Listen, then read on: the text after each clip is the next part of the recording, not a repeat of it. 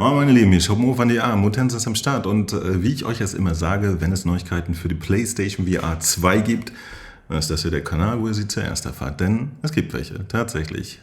Sony gewährt uns heute am 26. Juli 2020 erste Einblicke in das Benutzererlebnis von PlayStation VR 2. Wenn das mal nichts ist. Ich habe ja schon ein Video im Januar gemacht über die komplette Hardware. Ja? Das komplette Innenleben der PlayStation VR haben sie schon revealed und alle technischen Daten genannt. Ich verlinke euch das Video hier, denn dort habe ich nicht nur erzählt, was da drin ist, sondern auch, was das bedeutet in VR. Ja? Dann haben sie tatsächlich das Design gezeigt, was wir jetzt schon kennen.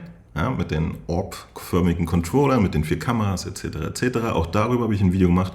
Auch das kann ich euch verlinken. Und euch gibt es wieder eine kleine Salamischeibe Information.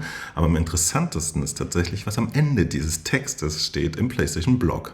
Aber wir gehen das jetzt mal der Reihe nach durch und gucken uns das mal ganz genau an. Denn ich weiß nicht, wie es euch geht. Ich fieber der PlayStation VR 2 mittlerweile wirklich hart entgegen und möchte, dass wir sie einfach bald in den Händen halten können oder auf den Kopf setzen können.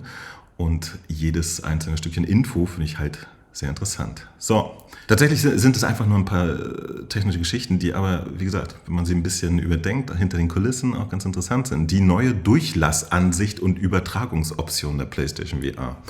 Die Veröffentlichung der PlayStation VR ist in vollem Gange. Wir können es kaum erwarten, dass ihr die aufregenden neuen Spiele und Erlebnisse mit unserem Virtual Reality Headset der nächsten Generation ausprobieren könnt. Heute möchten wir euch im Rahmen unserer Einführungsmaßnahmen einen kurzen Einblick in einige der Funktionen für die Benutzererfahrung geben, die ihr mit PSVR 2 entdecken werdet. Die Durchlassansicht. Mit der neuen Durchlassansicht von PSVR 2 könnt ihr bei aufgesetzten VR-Headset eure Umgebung sehen. Das ist praktisch, da ihr ganz einfach überprüfen könnt, wo sich die PSVR Sense Controller im Zimmer befinden, ohne das Headset abzunehmen zu müssen. Dank der integrierten Frontkameras der PSVR 2 könnt ihr die Funktionstasten im Headset drücken oder die Karte im Control Center verwenden, um zwischen den Anzeigen der Umgebung und den Anzeigen von PSVR 2 Inhalten zu wechseln. Die Karte im Control Center bietet außerdem schnellen Zugriff, andere PSVR 2 Einstellungen, zum Beispiel das Anpassen des Spielbereiches.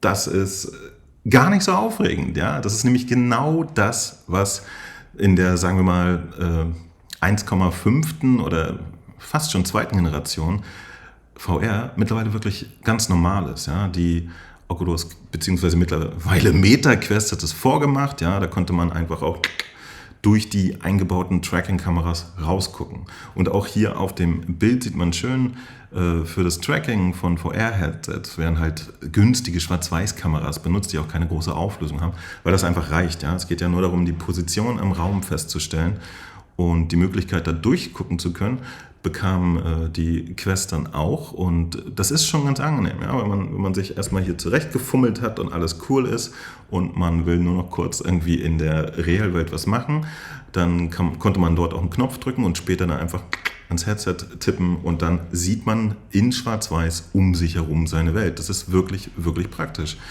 Und das haben jetzt auch die PlayStation-Leute eingebaut. War eigentlich fast erwartbar, ja, muss ich echt sagen. Ist jetzt nichts, was mich vom Hocker haut, aber ich bin sehr froh, dass es drin ist, denn es ist ein kleiner Komfortfaktor, den ich wirklich zu schätzen weiß. Interessant ist auch, dass sie hier ein Bild der Einstellungskarte, wie sie das nennen, haben. Ja. Also man kann sich hier angucken, was da ist. Entweder man drückt jetzt hier oben View Surrounding, dann guckt man aus der Brille raus, oder man drückt irgendeinen Knopf am Headset, wurde da gesagt eben.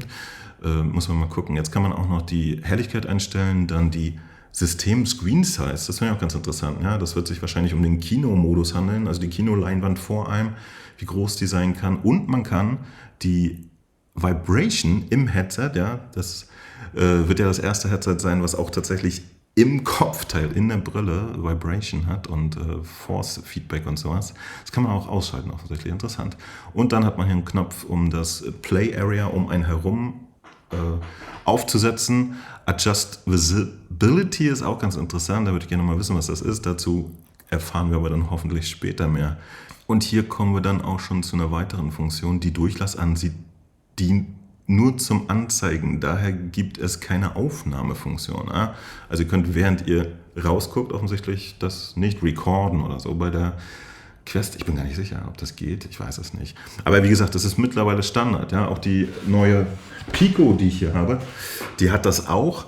Und Bei den ganzen PC-VR-Headsets kann man das mittlerweile auch machen. Ja? Sogar bei der Valve Index, die eigentlich Lightroom-Tracking hat, die hat aber auch 2 Kameras eingebaut und auch durch die kann man rausgucken.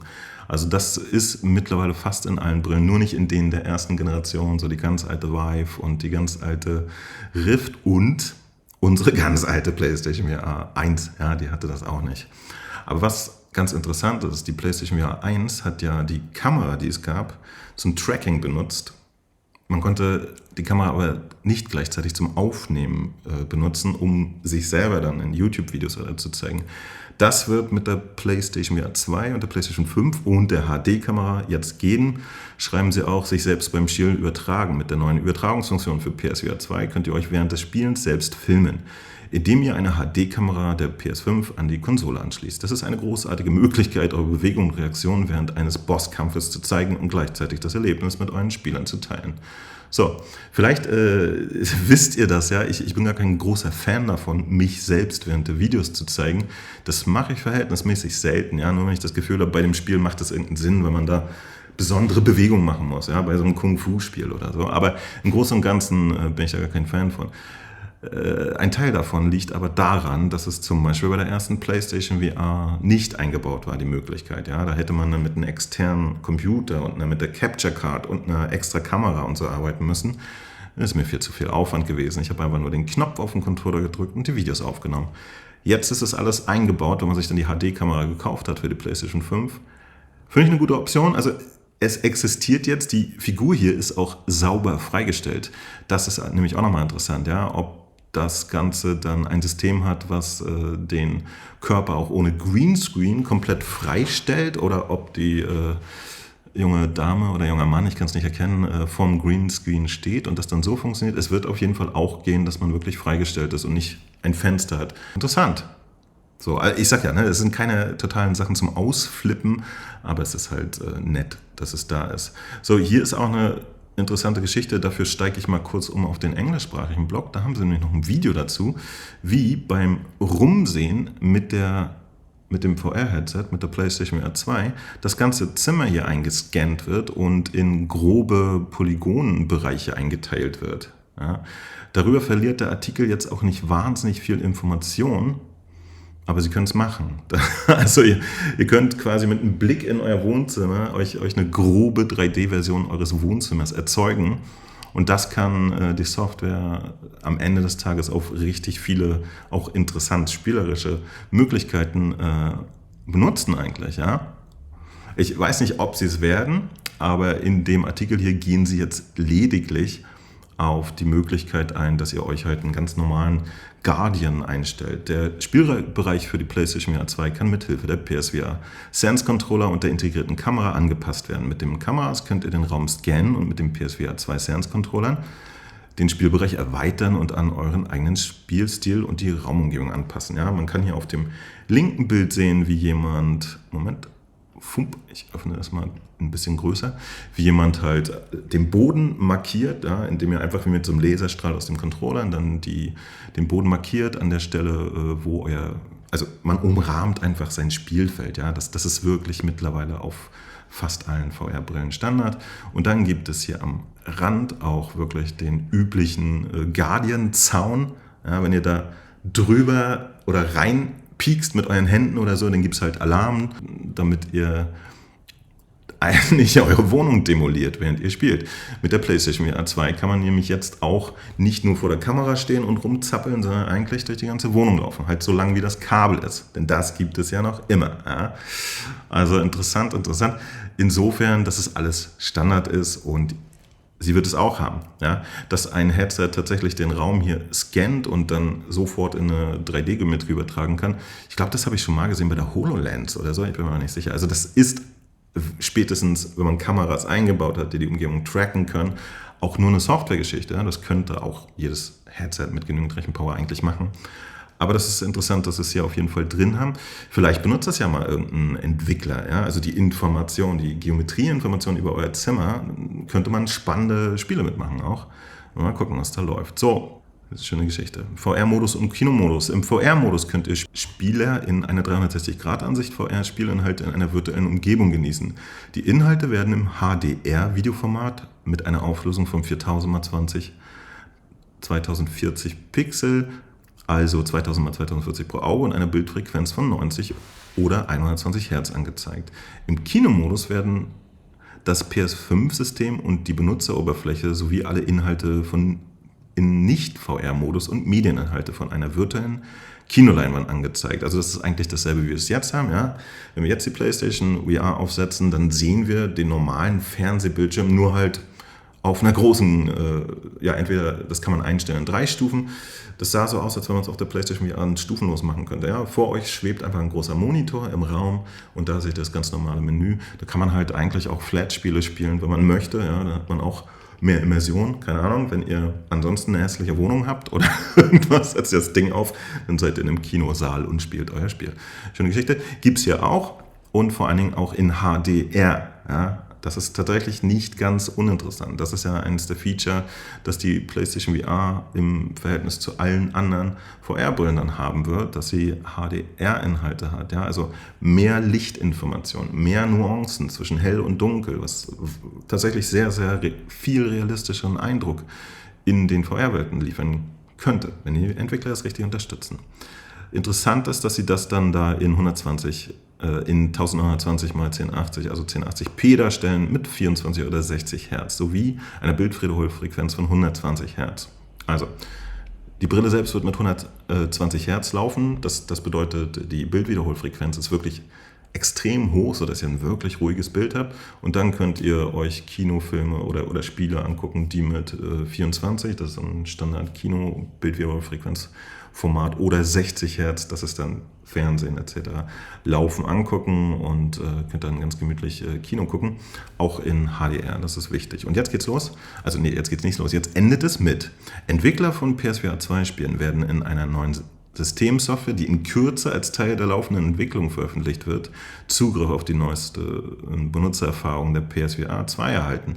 Viele spannende Dinge stehen für die PSVR 2 an. Wir können es kaum erwarten, mehr Details über unser Virtual Reality Headset der nächsten Generation zu verraten, das einen enormen Sprung nach vorne in Sachen Gameplay-Innovation macht. Und jetzt kommt's. Demnächst gibt es weitere Neuigkeiten, einschließlich des Veröffentlichungsdatums und zusätzliche Spiele für diese Plattform. Ihr müsst entschuldigen, dass ich hier ein bisschen stolper in den Vorlesereien. Ich bin wirklich aufgeregt. Ja, das ist wirklich eine tolle Geschichte. Also sie haben jetzt offiziell auch gesagt, demnächst gibt es weitere Neuigkeiten, einschließlich des Veröffentlichungsdatums und zusätzliche Spiele für die VR-Plattform.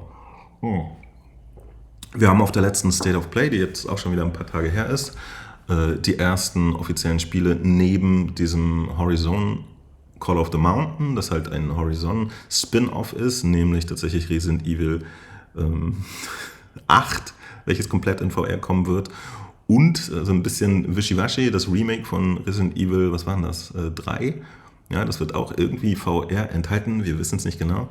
Und dann hatten sie ja noch ein paar andere Titel gezeigt, die wir auch erwartet hatten, nämlich No Man's Sky bekommt eine native Version für PlayStation VR 2, was aber tatsächlich einfach klar war, ja, weil das Ding ständig in Entwicklung ist.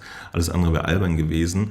Und dass Titel wie das kommende Saints and Sinners, der zweite Teil, dann auch für die nächste Generation rauskommen wird, war jetzt auch nicht so eine Überraschung, aber trotzdem schön, das alles zu wissen. Mittlerweile gibt es noch mehr Infos von noch mehr Spielen.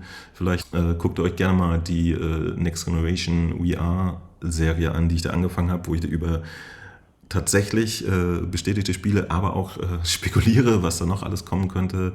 Ich hoffe, die Videos können euch begeistern. Die werde ich auch immer weiterspinnen. Ja? Sobald ich wieder eine Sammlung habe von Sachen, die offiziell sind oder sehr wahrscheinlich für die PlayStation VR 2 an Software, dann mache ich immer ein Video drüber. Ja? Letztens war es jetzt Kajak VR, das habe ich auf dem PC getestet und das wird halt auch für die PlayStation VR 2 kommen und viele, viele andere Titel. So, und wir werden jetzt offensichtlich nicht mehr so lange warten müssen. Also sie haben es angekündigt. Was ich interessant finde bei der ganzen Sache, ja, ich habe jetzt wirklich mich eigentlich damit abgefunden. Sie haben nämlich 2021 gesagt, so ja, die kommt und haben uns so ein bisschen was erzählt, den Controller gezeigt und dann war ein Jahr lang Funkpause, ja, Funkstille, Entschuldigung. Dann haben sie im Januar und Februar wieder ein bisschen Sachen erzählt, ja, also die Technik und das Aussehen. Jetzt vor einem Monat ungefähr haben sie dann ein paar Spielchen gezeigt, aber es gibt nicht diesen großen Reveal, wo alles auf einmal bekannt gegeben wird. Und deswegen habe ich gedacht, ja, Mensch, dann ist noch eine lange Zeit hin. Der Termin, dass es noch zu diesem Weihnachtsgeschäft kommt, das Gerät, den hatte ich tatsächlich, dadurch, dass es sehr viele plausible Gerüchte gibt, dass es erst Anfang 2023 kommt, wie zum Beispiel die Tatsache, dass der Saints & Sinners 2 angekündigt ist für die normale PlayStation VR für 2022 und die Version für PlayStation VR 2, die kommt erst 23. Ja, solchen Sachen konnte man auch ablesen, okay, dann kommt die PlayStation VR 2 wohl erst 23. Ist aber alles immer noch spekuliert. Ja? Es kann immer noch sein, dass die offensichtlich, was aber jetzt hier rauszulesen ist, hart dran sind. Ja? Viele Entwickler, auch kleinere Entwickler, haben jetzt das Headset da. Ich habe letztens auch gehört, dass die Jungs von Defizit Games, die hier das Skate-Spiel für den PC gemacht haben, schöne Grüße Jungs, dass die auch schon ein Dev-Kit bekommen haben. Ja? Und hier nochmal die offizielle Aufforderung, kann ich euch zu Hause besuchen? Kein Scheiß. Bitte kontaktiert mich. Ja, es geht los. Also da ist sehr viel hinter den Kulissen und Sony versucht ja offensichtlich hier das Feuer auch ständig am Laufen zu halten, indem sie uns kleine Infobröckchen hinwerfen. Ist nett, kann man machen. Ich bin gespannt. Also, so schaut's aus, Leute. Das wollte ich euch mal auf die Schnelle erzählen, ein bisschen spekulieren, was da los ist. Es kann gut sein, dass wir jetzt innerhalb der nächsten paar Monate dann wirklich mal erfahren, wann das gute Gerät an den Start kommt, wann wir es endlich benutzen können und vor allen Dingen auch, wie teuer es sein wird und was dann noch für Spiele rauskommen. Großartig.